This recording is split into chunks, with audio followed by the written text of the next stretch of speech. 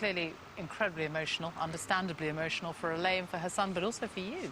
Well, yes, to be there on this lake with the remains of a Lancaster and to have Elaine reel out the names of the crew who had been with her father when they were all killed. I was shaking with emotion. I thought it was certainly the most sort of tear-jerking episode I've been involved in. I thought it was just extraordinary.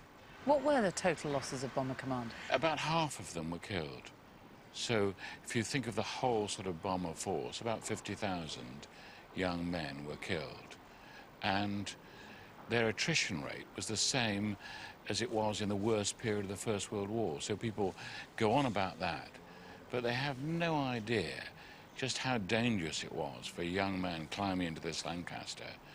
Their chances of returning often, well, they weren't very high. But it's very difficult for people to understand nowadays just what that's like. You joined the BBC in the 1970s, and then you covered your fair share of conflicts, and a big range of conflicts as well.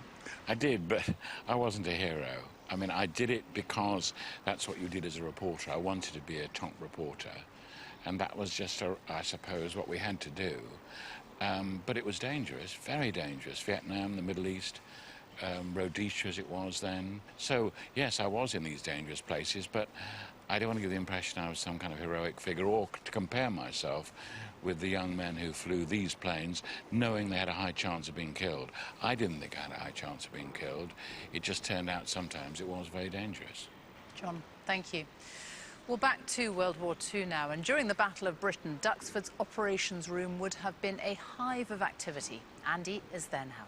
Rather enjoyed that, don't you, John? Well, of course, who wouldn't? Tiger moth.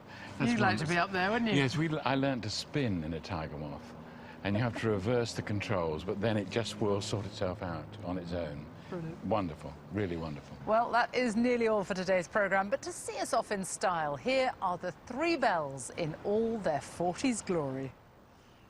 Three bells. John, thank you so much for joining us today. Well, thank you. It's been terrific. I really enjoyed it. That's it for today's programme. Coming up tomorrow,